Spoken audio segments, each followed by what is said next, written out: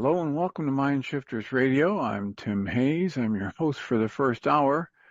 And today is Tuesday, October 21st, 2025.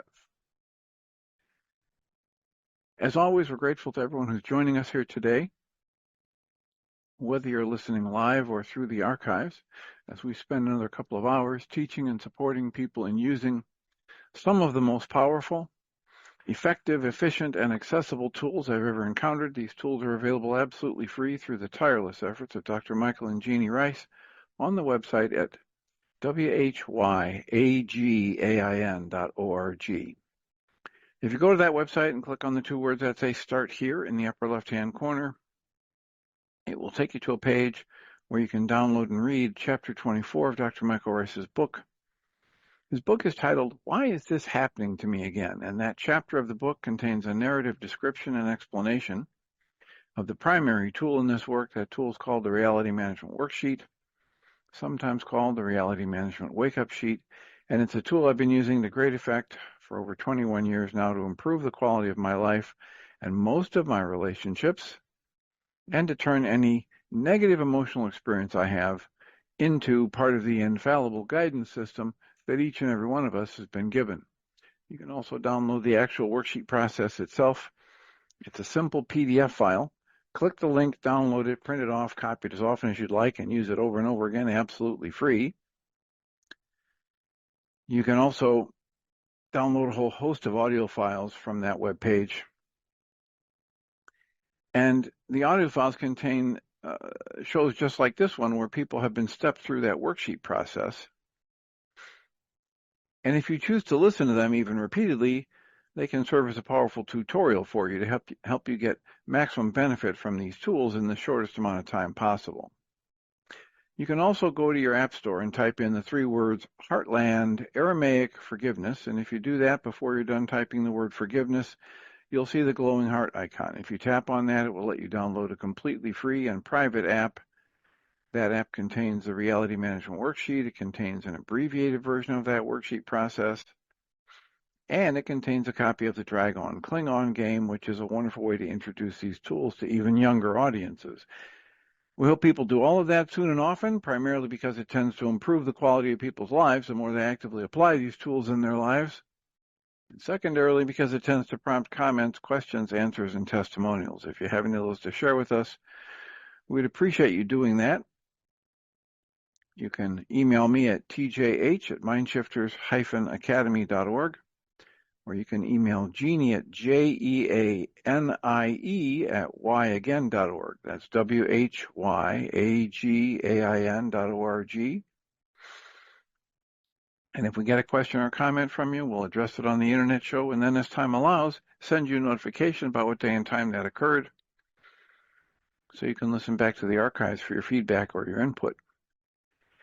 Alternatively, you can join us live from basically 11 to noon most weekdays, and that's Central Time.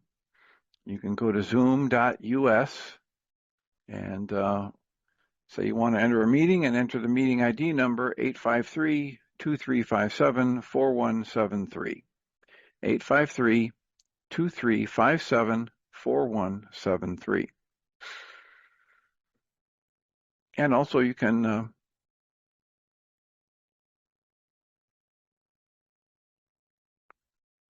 just call in on the phone, and they provide a whole host of phone numbers. Once you call in, you will be automatically muted, and you can unmute yourself and speak up, which we encourage people to do by hitting *6 if you're calling in on a phone.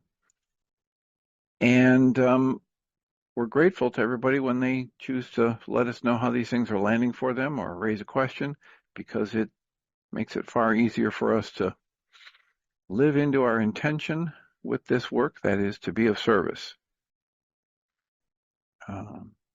So we have plenty of time for comments and questions.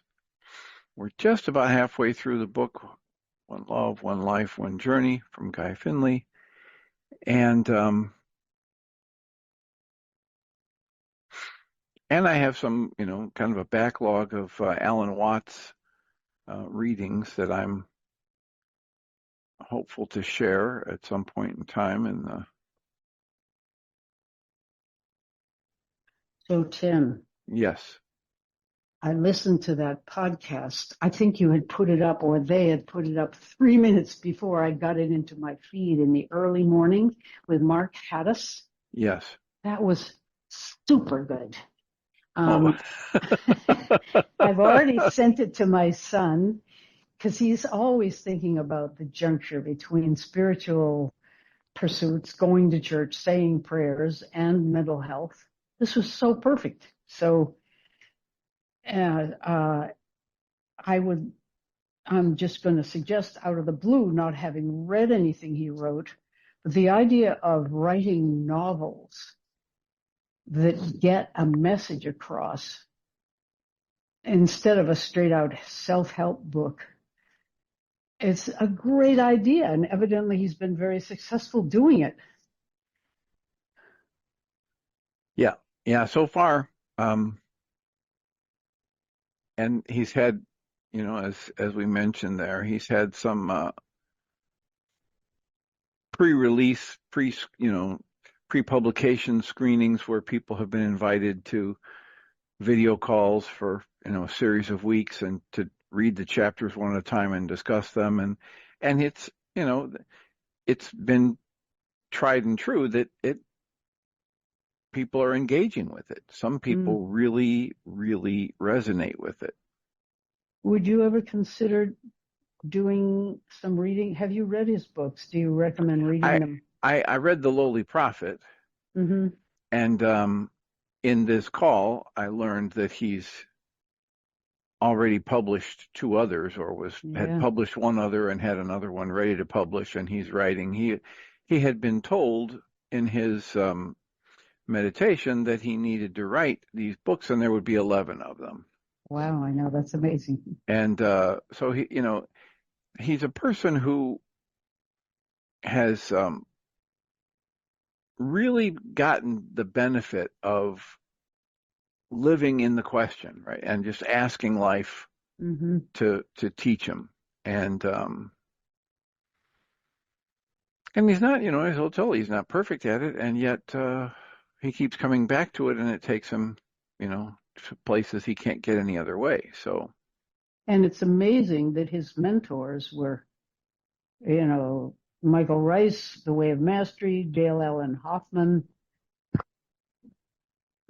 Yeah, he's had conversations with Jayem. He's had conversations with Allen Hoffman. He's had conversations with Michael Ryce and Michael has had him on the show to talk about the Beatitudes work that he did. And he and one of his friends created a video series on the Beatitudes and trying to turn them into a practice. That was a number of years ago. And it wasn't my cup of tea. It leaned more heavily into the kind of the Catholic Church position, or the closer to the King James version of the Bible version of the Beatitudes. But that's why, as we talk about it, that's why it's so lovely that we have so many different people trying to do their work and talk about things. This morning I was noticing that I had some recurring thoughts about somebody in my life, and this is not, a primary relationship in my life. This is what you might call, an incidental, an acquaintance kind of thing. And yet I've noticed that as I have interactions with this person, or someone tells me they have had interactions with this person, I'm feeling a tension. So I'm going and doing a worksheet this morning before getting on the show, because I noticed it's coming up again. And so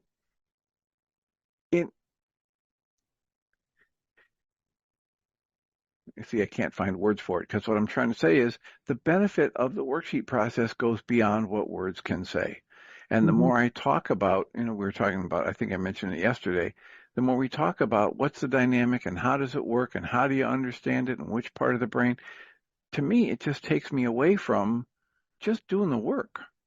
I was listening to some Michael Singer, and he's talking about can you just be okay? What does that mean? Can you just relax into whatever is happening in your life? Mm. That's the essence of his book, The Surrender Experiment. Right. That he realized that he had this visceral kind of a reflexive tightening, like somebody was trying to punch him in the stomach, and they thought no would come up in his mind just as quick as it could be before he could think about it. And he realized that he just had that kind of a reflexive shutting down, withdrawing response to anything new. Mm. And then he just started playing around with the idea, what would happen if he started saying yes to some of these things or all of these things that he was saying no to?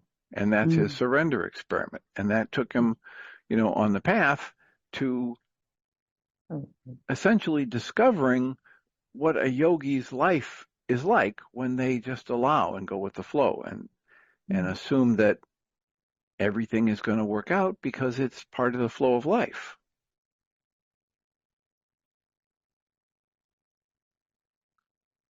I was going to ask you if you feel drawn to using one of his books on the radio show, but maybe not.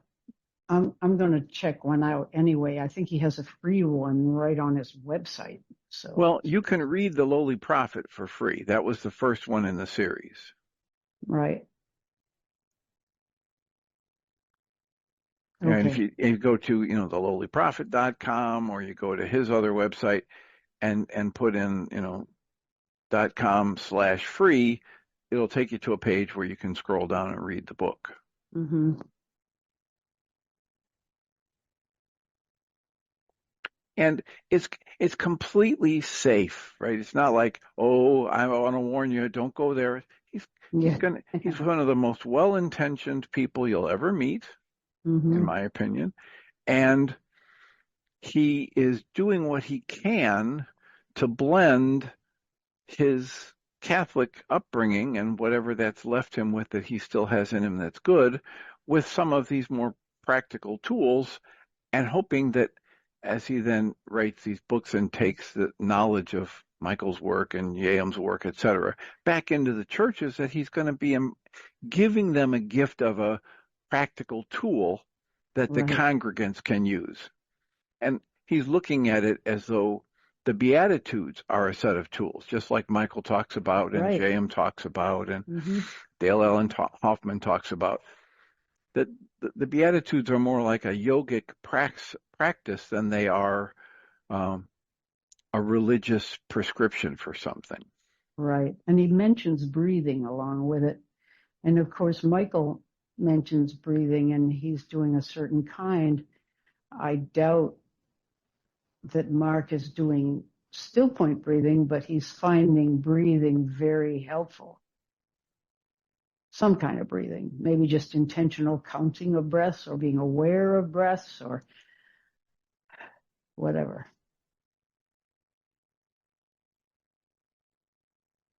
Yeah. Yeah. I have, the breath in its importance cannot be overstated. And Mm. yet, what's going to work for one person may not work for everyone. And that's why it's so wonderful that we've got all the different yoga practices of breathing and all of the different, you've got Wim Hof and his breathing techniques, and you've got the book Breathe um, by Mark somebody. And all of these people taking either a scientific or a practical or a spiritual approach to breathing, they all offer something. Mm. And what I keep telling people is, don't worry about getting it right. Just switch it up until you find something that gives you a result you like and keep doing it. Right. Well, okay. I just wanted to recommend that because you often don't mention your podcasts. Sometimes you do, but those are a tremendous supplement to the radio show. I'm very glad you think so. Yeah. I have a feeling that much of the time there's a different audience, and so I don't, try to cross promote because it just feels more comfortable this way. Just put it out there, and who needs to find it will find it. And Mm-hmm.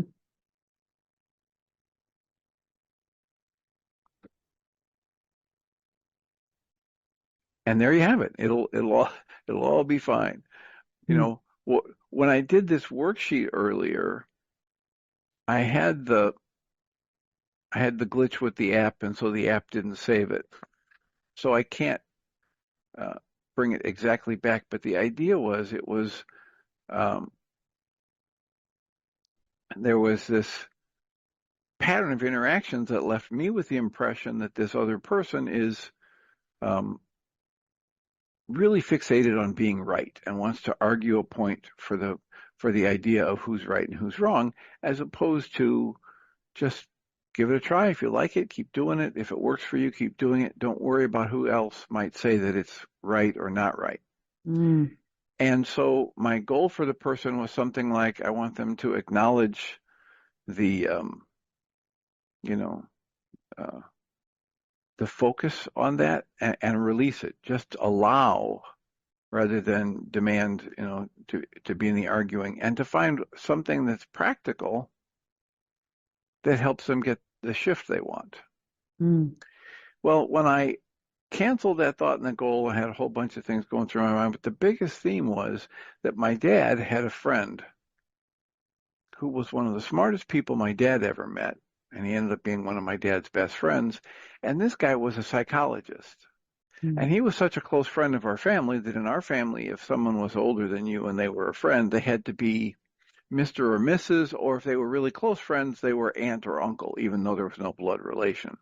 Mm. And so this was our Uncle Max. Mm. And he wasn't any blood relation, but he'd been in my dad's life since my dad was out of college. And so, they had wonderful fun with each other and respect for each other. And so what I flashed on in this release with this worksheet is how he was so intellectually bright. He was at the genius level. And this is a person who was a fighter pilot in the Air Force, and you know, the hand-eye coordination was off the charts. The intellectual intelligence was off the charts. The emotional intelligence. He was a nationally renowned psychologist, Mm. and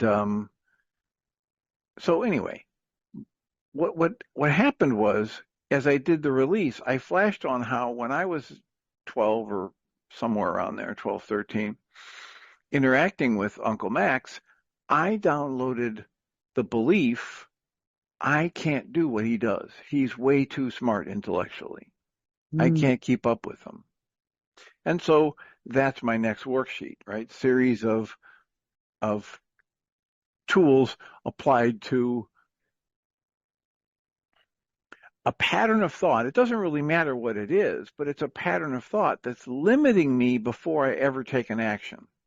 And that's Mm. how I know it can't be accurate, right? It's got to be based on some emotional download, or, younger traumatized self, or some level of distortion, simply because even before I take an action, the thought has told me you can't do it, right? So whatever it is. And it might be literally true that I can't jump as high as the moon without, rockets on my feet or whatever, but it doesn't make any sense, because it's the pattern of the thought generates a negative emotional state. So now the content's irrelevant. Mm-hmm. Let me, my understanding of how my personal progress gets better is if I take advantage of, like the situation this morning. I didn't need to do a worksheet on this, right? It's not like I'm building into a panic attack because I have a meeting with this person later or anything like that. It's just, oh, I've noticed here's this negative thought. Let me do a worksheet on this and see where it goes, rather than just let that negative emotional energy sit there every time I think of this person or somebody else mentions him or her, or I have to interact with them. And if I'm willing to do that and just follow where it goes, I get the benefit. And whether I'm using my breath or not, whether I'm breathing the way somebody else thinks I should, right? Mm. Whether I use the pad or in the forgiveness pattern in the worksheet or I don't. It doesn't really matter. What matters is, can I get a shift in the way I'm experiencing the flow of life? Mm. And if this person keeps coming into my awareness or through my social network or whatever, can I just be okay with that? Well, I can't if every time that happens, I have these thoughts that I pour enough energy into them and I feel the negative emotional state, and then I just move past it. Mm-hmm. Or I say, oh, never mind. Or I shift my thoughts away from that person. It's not doing anything to resolve the tension or discomfort that's in me that's being created inside me.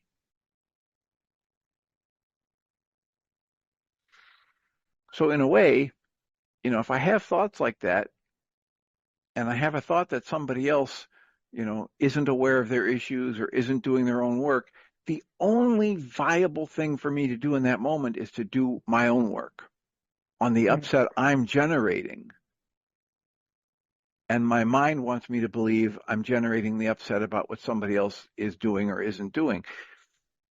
So I just, over the past couple of days, the more I've heard people talk about this, the more we have got to just come back to using the tools instead of talking endlessly about the theories of how they're going to work if I use them.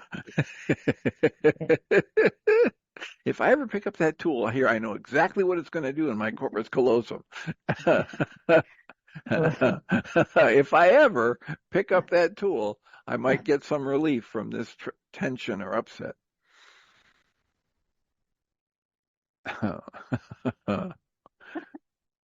Kind of funny for a guy who sits on the internet show and talks for an hour, 1 hour a day, 5 days a week, to say, we're talking too much. It's coming to that. Well, if it doesn't come down to that, then I'm not really paying attention, because whatever's going on inside of me is being generated inside of me. So, do you have other comments, thoughts, issues you want to bring up? No, thanks. I'm going to mute and listen. All right. Well, you or anybody else can say if you'd like an Alan Watts topic today. I have these topics saved. The danger of seeing what others don't, or never reveal these 5 things if you awaken, or you're right on time. I think I read part of that one last week. Or 7 things people need to quit slowly as they're awakening. Or why awakened people no longer fall in love. Or are you happy? These are all Alan Watts. Or Alan Watts on finding Zen. So have any of those topics sparked interest with anybody who's on the call?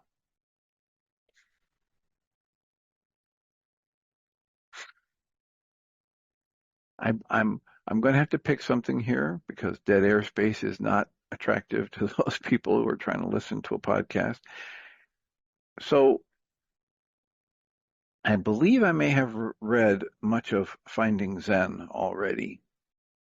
So, and I'm pretty sure I did parts of, if not most of, 7 things people quit slowly. Dawn put something in the chat. Can Why you? Why no longer fall in love? Okay. Or why they don't do it if they're awakened.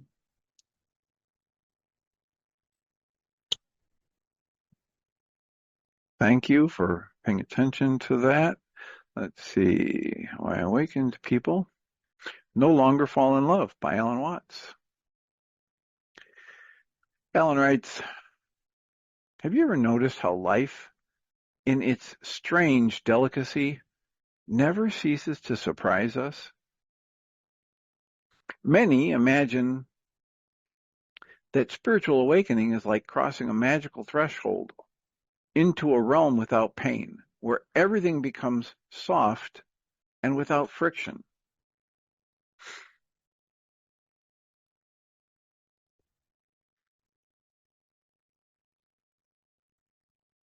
Well, something just really weird just happened.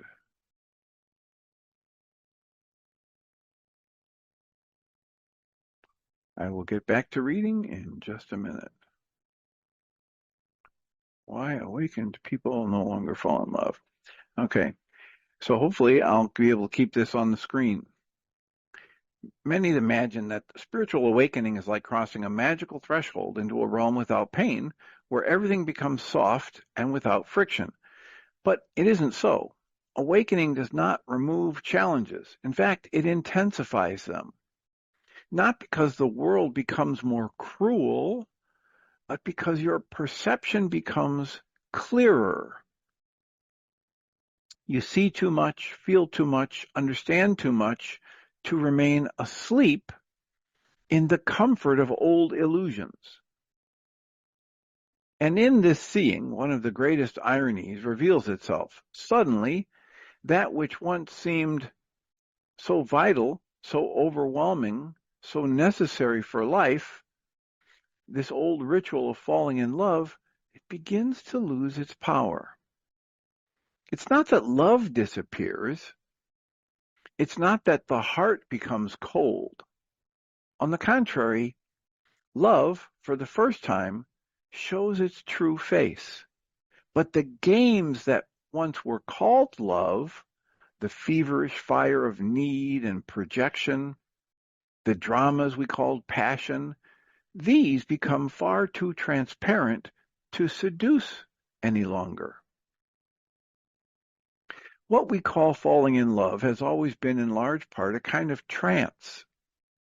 You meet someone, and almost without realizing it, your mind begins to weave like a diligent spider, spinning threads of memory, desire, fantasy. Soon, you're no longer facing the person themselves, but a cold tapestry of imagination that you have projected upon them. And intoxicated by your own creation, you declare, I am in love. But look closely. It's not the person you love. It is the reflection, the mirror adorned with your own longings. And there's an even stranger detail. This love the world so highly exalts often shines brighter in the absence of the other than it does in their presence. It is when they are not there, when there is uncertainty, when the heart burns in the sweetness of torment, that the fire ignites. Absence becomes fuel. It is a love that feeds on hunger, not on wholeness. A delicate madness, a delirium disguised as beauty. The ego is clever at disguising its loneliness. It calls it passion. It dresses it in noble words, trembling glances, external promises. But at its root, it's only saying, I'm incomplete. I need you to complete me. Now that is not love. That is need. And as long as love is confused with need, it will always be unstable. Like a flame that remains lit only as long as there is fuel. When insecurity disappears, the flame also dies out. Thus is drawn the great illusion of romance, a silent pact. I will soothe your loneliness if you soothe mine. However, when the ecstasy passes, when the intoxication of novelty fades, many wonder whether they ever truly loved at all, or merely negotiated needs without ever signing the contract. Awakening is simply the moment when the veil slips and you glimpse the machinery of the whole performance, including the self, the ego, desire, and their endless games.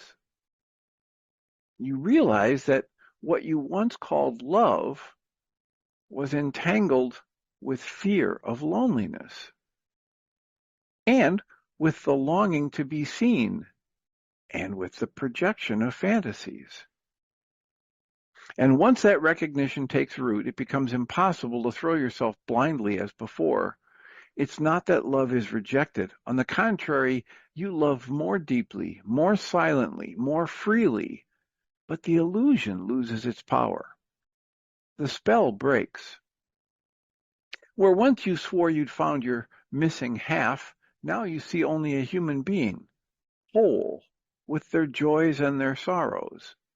And what was once enchantment begins to dissolve.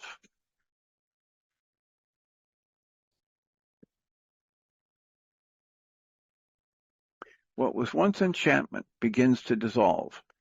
The fire that once seemed to consume now reveals itself to be only smoke. Suddenly, what was once rapture turns into a strange lightness. The desire that once seemed irresistible reveals itself like little paper boats on an infinite ocean. The suspense, the waiting game, the pain of uncertainty, all of this begins to sound almost comical. It sits there beside the silence you've discovered within yourself. It is not contempt. It is not cynicism. It is simply the inability to confuse once again need with love, or to confuse drama with passion, or to confuse attachment with devotion. The stage that once seemed sacred reveals itself as nothing but theater. And you can still watch, laugh, cry, embrace, but now you're knowing that it's a play, not ultimate truth. And so life presents you with a strange blessing. Romance, as the world understands it, loses its shine for you. But in the same moment, an immense space opens, because what once seemed like love was only a game. And you now know something lies beyond that game. You no longer seek someone to complete you because you've understood that you are already complete. The emptiness that once fed the flame is gone. While what remains is just wholeness. And it is this wholeness that transforms love into something radically different. No longer the restless fire of need, but the serene flame of presence. No longer the fever of desire, but the clarity of sharing. And it is precisely for this reason that paradoxically it becomes so difficult to fall in love again, because that which sustained the game in completeness, hunger, blindness, all of this no longer exists in you. The feeling of being incomplete, the feeling of that emptiness and hunger, the feeling of the blindness, no longer is any of that present in you. The old theater dissolves, and with it, the old intoxication. And though this may seem like loss, it is in truth the first glimpse of freedom. And when that first veil falls, when you discover that the love you once knew was sustained by absence, by hunger, by fantasy, then another lesson arises, harder, more solitary. For suddenly, what once seemed natural, what everyone around you seemed to share so easily, is no longer possible for you in the same way. You can no longer participate in the old dance. You can no longer deceive yourself. It just reminds me of, there are these wonderful optical illusions that you can find. We used to have to go to magazines and books to find them, but now you can go on the internet and just type in optical illusions. And it's fascinating how you can look at the picture and your first impression is that you see a duck. And then somebody comes on the screen and rotates the picture, 90 degrees or 180 degrees, and now you see a rabbit. And then they turn it again, and now you see a lizard. once you see the option, there's a famous one where there's a young woman looking away from you over her shoulder, or that same picture can look like an old woman looking towards you off to your left. And many people, they look at that first picture and they either see the old woman or they see the young woman. They see one or the other. And that's all they see until somebody points out to them, here's the chin, here's the nose, and now all of a sudden, that's what they see when they look at the picture. They can't find the other one. And sometimes the trick is they have difficulty going back to see the original image because the new image that they've been made aware of is so top of mind, is so distracting, it seems so real. That's what this is, this paragraph. What once seemed like ecstasy now seems like an echo or a shadow or just some empty repetition. And now what I used to think was love, I now realize it just was need. It was emptiness in me. It was this built on the false belief that I'm not enough the way I am. So, Tim? Yes. There's a comment for you in the chat from Dawn.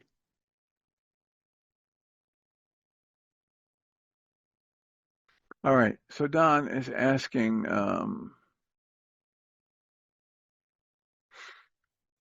do you think he's saying if both people feel complete, there is still love to be found in/with the other person?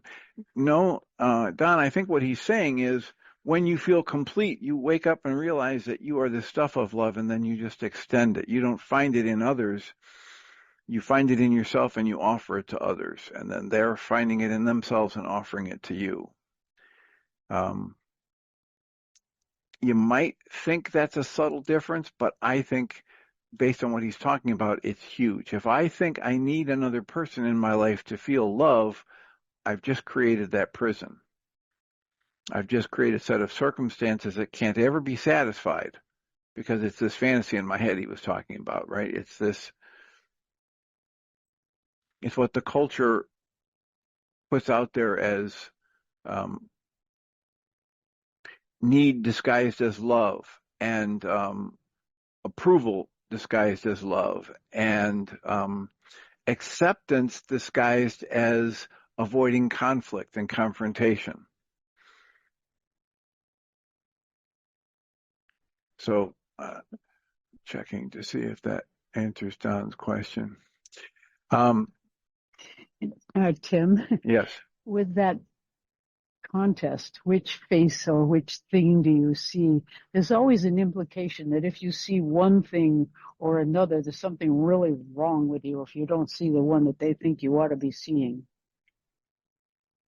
You kind of lost me. If you don't see what thing they want you to be seeing. You're given a weird image that could be an old lady or a young girl, and if you see the young girl, it means you're neurotic, and if you see the old lady, you're psychotic. Yes, that's right. That's another layer of interpretation people put on that. Yes. Yeah. So, but was there a question for me in that, or you're just no? trying I just was laughing because those are little traps, or often are. Right, anyway. right. If you want to extrapolate from that and assume that you think it means this or that, I have a degree and a license in this field where they've got a lot of research they've done on those kinds of projections that people do, right? I project my issues onto the Rorschach ink blots or onto, some other random image.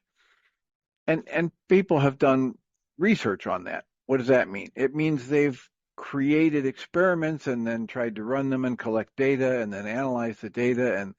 And what does any of that mean? Pretty much nothing. It means pretty much nothing, right? Because if 17 people all see the old lady and that means they're neurotic in this way or that way, and 17 other people see the young late woman and they're neurotic in a different way, it doesn't mean if you see it as an old woman that you're going to have the same neurosis or the same thought disorder as somebody else. But you might have what they call really hard research that says But that research is not hard. It's not hard scientific research. It may point in a direction of some pattern that people are seeing, but the biggest problem, it's a huge problem in our culture, but especially in our research, is people who read research reports assume that a high correlation means a causation, a cause and effect relationship. And most of the time, there are so many more things going on that are beyond the scope of what this experiment or this research design can control for or sort out, that people are assuming that they have discovered things when really they're just they're making random observations or pretty close to random observations. And so rather than get caught up in interpretations of what does it mean if you see this or that in this ink blot or this picture, just understand that whatever you see there is a projection of what's going on inside you. And you can sort it out using tools like the ones Dr. Ryce offers or Diedrich Wolzak offers or Byron Katie offers, because you can do what we're reading about yesterday in the Guy Finley book. You can go into the self-discovery that literally is the path of spirituality. The more you learn about yourself, the more awake you are, the more in touch you are with the fact that you're not just a physical body, that you have these other energies at your service, at these emotions that carry so much good information for you, that are basically like your guides if you treat them that way.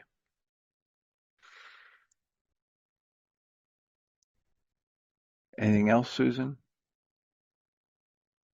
No, that's good. All right. Well, Alan Watts goes on here and says, the awakened heart does not accept bargains disguised as promises. It does not let itself be seduced by the drama that requires blindness. To love now is something else. It is silence, clarity, generosity without calculation. But this new love, purer and rarer, brings with it an unexpected consequence. The crowd disperses. Those who once seemed many suddenly become few. For it is rare to meet those who have walked through their own shadows and awakened as well. And this is why love for the awakened seems almost impossible, not because love does not exist, but because illusion can no longer be mistaken for truth. And so a strange solitude settles in. Not the small solitude of being without company, but the vast solitude of seeing more than others are prepared to see. It's like standing in a room full of voices, yet realizing that all of them are still repeating the lines of the old script. You've left the theater. You can no longer participate. And the silence you carry inside feels greater than any conversation around you. This solitude may feel like exile, for suddenly you belong and you do not belong. You walk among others, but you do not blend in. You smile, you converse, you even participate. But there's always a part of you that observes, that knows that it can no longer pretend. And in that knowing lies a secret pain, a pain of realizing that much of what we once called love was merely a disguise for fear. The fear of being alone, the fear of not being seen, the fear of not being enough. And once you no longer fear so much, once you no longer desperately seek rescue, the old bonds become fragile, like rotten ropes that unravel at the slightest touch. Then, perhaps for the first time, you're faced with the true choice: to continue participating in the play, pretending to believe in the old illusions, or to remain in the silence of lucidity, even if it distances you from the crowd. Most choose the first option because company is sweet, even when built upon illusions. But the awakened know that returning to sleep is no longer possible. And thus a new form of love is born, a form so subtle it can hardly be named. No longer a love of chains, but of freedom. No longer a love of promises, but of presence. It does not seek to rescue or to be rescued. It does not wish to imprison or be imprisoned. It only shares, like two flames burning side by side without stealing each other's fire. No longer a love of chains, but of freedom. No longer a love of promises, but of presence. It does not seek to rescue or be rescued. It does not wish to imprison or be imprisoned. It only shares. This love is rare. And it's rare because it demands wholeness. If I were writing this, I would say awareness of this love is rare. The love never goes away. The essence of this energy he's talking about, the energy that gives rise to all that is, it never goes away. Awareness of it is rare because it demands awareness of your wholeness. You cannot arrive at that awareness carrying holes that you expect somebody else to fill. This kind of awareness of love only blossoms in hearts that already know themselves as whole. They've already allowed in and accepted all of the corollary consequences of allowing in that you are whole and complete just as you are. And so many people confuse this with an absence of love, but the truth is the opposite. It is love in the fullest, clearest, freest form. And in this paradox lies both the beauty and the pain of awakening. The world offers you countless chances to become intoxicated again, countless invitations to the old game, and yet you can no longer accept, for you've discovered something more precious than that feverish passion everyone is chasing. You've discovered peace. And peace, once recognized, is far too valuable to be sacrificed on the altar of illusions. And it is here that many feel fear. The fear that this peace might mean eternal solitude. The fear that they may never find another heart capable of inhabiting the same space. For yes, it is rare for two to awaken together. Until such a meeting happens, there is a path to be walked in silence, in the clarity of one's own presence. And yet that silence is not emptiness. It is fullness. It is like the calm sea after a storm. It may seem monotonous to those who expect the drama of thunder, but to those who've been battered by the waves, that calm is a miracle. So it is with awakened love. It does not shout, it does not beg, it does not burn with jealousy. It simply is. And when at last you meet another being who also walks awakened, the meeting is like the touch of two calm waters. There's no explosion, no vertigo. There's only a natural flow, a harmony so evident it seems to have always been there. And this meeting, precisely because it is so rare, is as precious as a diamond. That's why the awakened heart prefers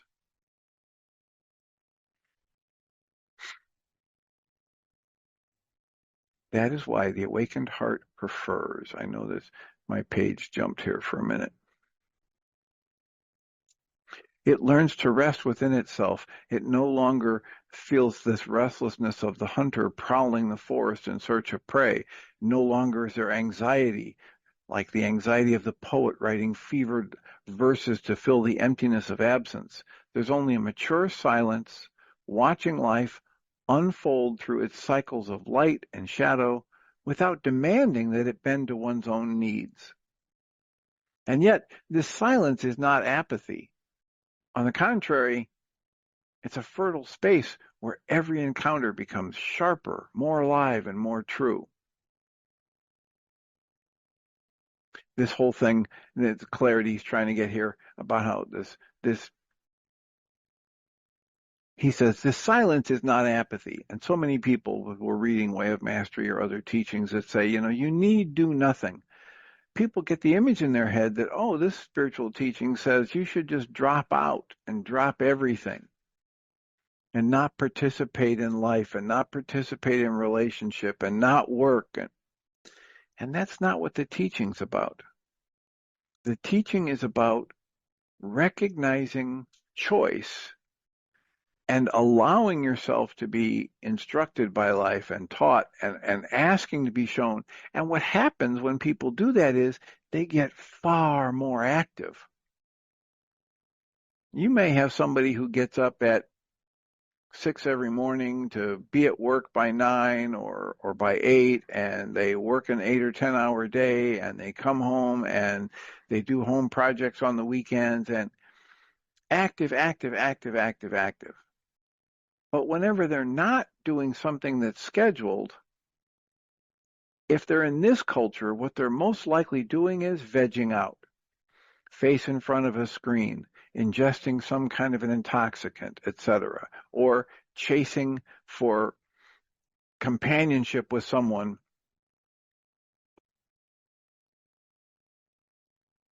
And yet the people who reach their enlightened, awakened state, many of them get more active. Many of them start nonprofits. Many of them start for-profit organizations that feed money into nonprofits to do good in the world. Many of them create their own ashram or their own intensives that they offer online. What Guy Finley does he is one of the more prolific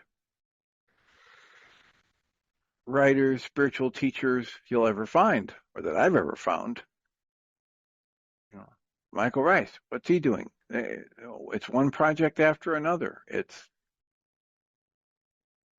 5 days a week on the internet show, putting together intensives, rebuilding the soil so they can have a decent garden, studying more about what it would take for holistic wholeness and health, and writing a book. And so instead of becoming apathetic, the silence that you acquire when this happens, that comes over you, is a fertile space where every encounter you have becomes sharper, more alive, and more true. When there's no longer a rush to compare, to capture, to possess, to avoid, then every glance contains intensity. Every gesture carries the weight of the universe. It is as if life, in its simplicity, reveals a depth that was once hidden beneath the noise of need. When you realize you're whole and complete as you are and you do not need anything, this is what happens. A clarity, a silence, a deep, rich, full space opens up. You realize that to love is not to lose yourself in another, but to find yourself more fully in the reflection that the other one returns to you. The other is no longer the savior, the complement, or the missing half. They are simply a traveler crossing your path for a moment. And if there is affinity, if there is resonance, the meeting blooms naturally, without being forced, without needing to be adorned with illusions.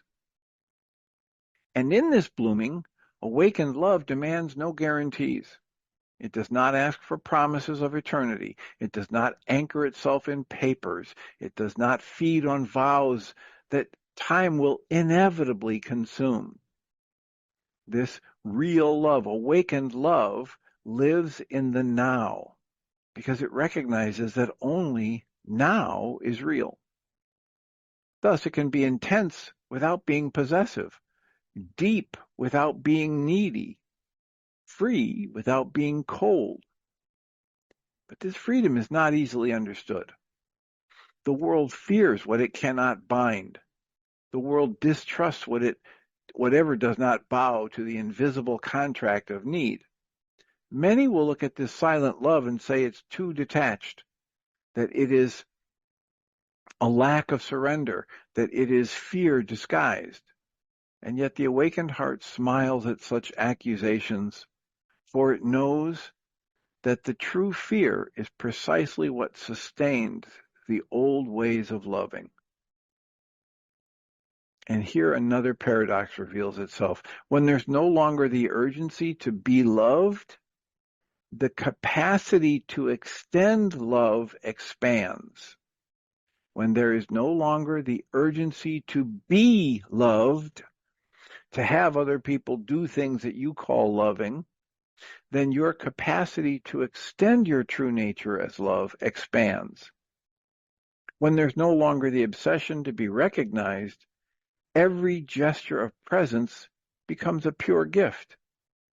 It is in this letting go that love finds its most authentic form, not as a contract of needs, but as a dance of freedoms.